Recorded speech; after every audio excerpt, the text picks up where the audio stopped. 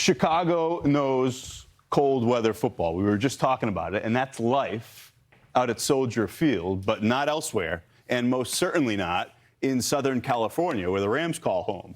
This Sunday, those Rams will fly across the country to face the Bears in single-digit temperatures. Feels like temperatures or wind chills. Those could be down around zero, maybe on the wrong side of zero. The temperatures are low, but the ROE, the risk of weather impact, is high. That's a no-doubter with this one. So let's bring in sports meteorologist Kevin Roth to talk more about this. Kevin, great to see you again.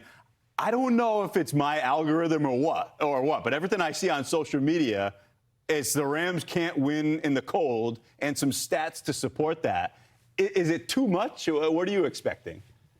Yeah, it is, honestly. Now, there is some stats that show that Stafford, the Rams quarterback, in the rain and the snow has not been great. He's been 1-9, but he's actually performed fine in cold weather games. And generally, Ian, the hype around how much will weather impact the warm weather team going to a cold city, the hype almost always outweighs the actual results in those situations.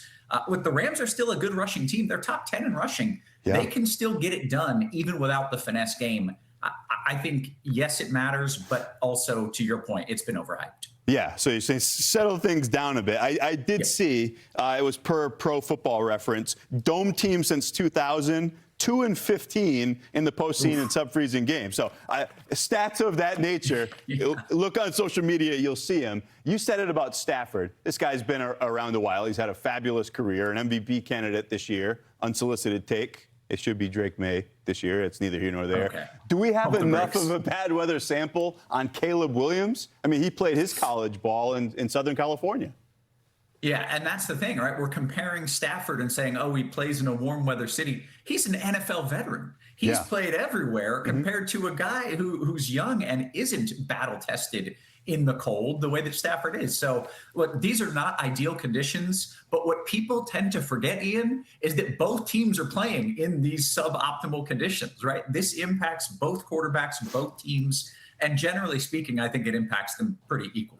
Yeah, in fairness to Caleb, man, he made some throws last week. He was hooping, so respect. But you see it right there on the screen, the high ROE with feels like numbers that are very, very low. But at Kevin's point, precipitation, not a big thing here. I have to ask you about Patriots-Texans. It's another situation where a warm weather dome team is flying north into the cold. How much of an impact do you think happens there? We could even see a few snowflakes at Foxborough. Yeah, I mean, first I got to say I'm in Houston, right? You're a Patriots guy, right? Yes, sir. Yeah, you're in trouble, bud. We're coming. I'll tell you what, this Houston defense is made for this kind of game, right? True. Houston is not a pretty team. They do not move the ball efficiently. What they do is they smack you in the mouth. And I think cold weather, bad weather almost plays into their hands a little bit.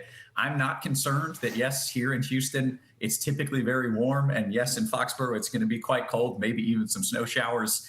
I think that the style of play actually does favor Houston in this game. I don't love that. It's not without merit.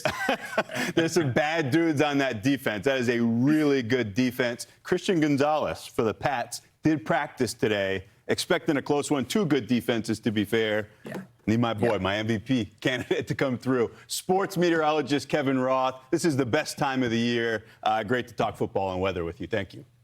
Hey, it's a pleasure, and it's great to have so many outdoor NFL games so that you can see that weather factor as well. Thanks for having me, Ian. That's the whole point into the postseason. It's why you win games during the regular season, so you can play at home in bad weather, maybe get a little edge.